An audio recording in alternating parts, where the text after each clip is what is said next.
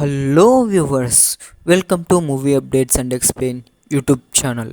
కిష్కింధపురి బెల్లంకొండ సాయి శ్రీనివాస్ హీరోగా, అనుపమ పరమేశ్వరన్ హీరోయిన్గా, కౌశిక్ పెగల్లపాటి డైరెక్షన్లో వచ్చిన సినిమా.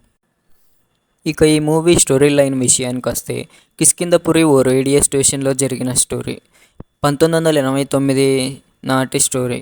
దయ్యాల స్టోరీలు తెలుసుకోవడానికి, దయ్యాల మీద ఇన్వెస్టిగేషన్ చేయడంలో ఇంట్రెస్ట్ ఉన్న కొంతమంది హీరో అండ్ టీం కలిసి ఒక ప్లేస్కి అయితే వెళ్తారు.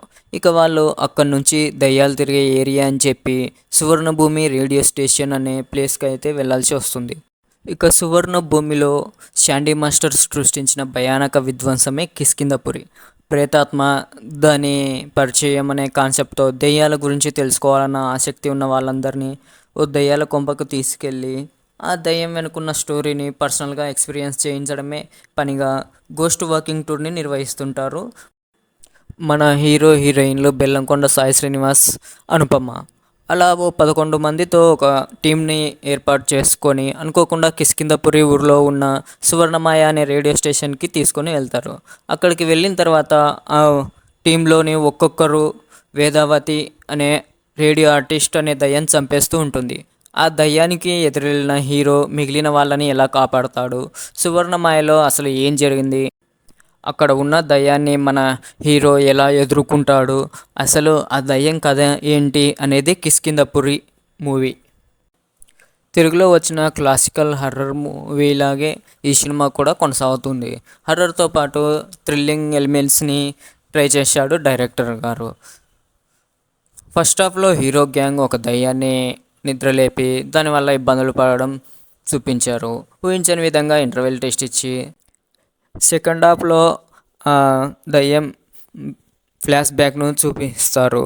ఫస్ట్ హాఫ్లో దయ్యం ఎంటర్ అయినప్పటికీ స్టోరీని స్పీడ్గా రన్ చేస్తూ ఆడియన్స్ని స్టోరీలో లీనమైపోయేటట్టు చేస్తారు. నిజానికి సినిమా స్టార్ట్ అయ్యాక 10 నిమిషాల తర్వాత ఎవరూ ఫోన్లు చూడరన్నాడు బెల్లం సాయి శ్రీనివాస్. అన్నట్టుగానే ఆ సినిమాకు వెళ్ళాక అది నిజమే అనిపించింది. ఇక సెకండ్ హాఫ్లో దయ్యం ఫ్లాష్ బ్యాక్ ఇంట్రెస్టింగ్గా ఉన్న కొన్ని లాజిక్స్ మిస్ అవుతాయి. అయినా హైపరాది వేసిన దయ్యం సినిమాలకు లాజిక్స్ ఏంటి అనే డైలాగ్ వల్ల ఇక దాని గురించి ఆలోచించడం కూడా వేస్ట్ అనిపిస్తుంది. కొన్ని సన్నివేశాలు ముందుగానే ఊహించినట్టే ఉన్న కొన్ని ట్విస్టులు మాత్రం బాగున్నాయి. ఇక రామాయణం స్ఫూర్తితో డివోషనల్ టచ్ ఇస్తూ ఈ హర్రర్ స్టోరీ మొదలవుతుంది. రాముడి గుడిలో వానర సైన్యం ఫైట్తో కిష్కింధపురి డీకోడ్ చేసుకున్న వారికి రామాయణంలో చాలా రిఫరెన్స్ దొరుకుతాయి. దుష్ట శక్తుల్ని ఎదిరించడానికి హీరో చేతికి ఉన్న జై శ్రీరామ్ అనే కడియం కూడా రామాయణ స్ఫూర్తిలో భాగమే. ఈ మధ్యకాలంలో జై శ్రీరామ్ అనే కాన్సెప్ట్ సినిమాలో చాలా బాగా వర్కౌట్ అవుతుండడంతో ఈ హర్రర్ చిత్రంలో కూడా ఆ డివోషనాలిటీని యూజ్ చేసుకున్నారు. డైరెక్టర్ ఎక్కడా కూడా డీవియేట్ అవ్వకుండా చాలా ఫ్రెష్ ఫీల్తో ముందుకు తీసుకెళ్ళడానికి ట్రై చేశారు. ఇక ఏది ఏమైనా కూడా తనదైన రీతిలో సత్తా చాటుకున్న ఈ డైరెక్టర్ ఈ సినిమాలో మరోసారి తన ఖాతాలో సక్సెస్ వేసుకున్నాడని అనుకోవచ్చు. సినిమా స్టార్ట్ అయిన 10 నిమిషాల తర్వాత అసలు స్టోరీ స్టార్ట్ అవుతుంది.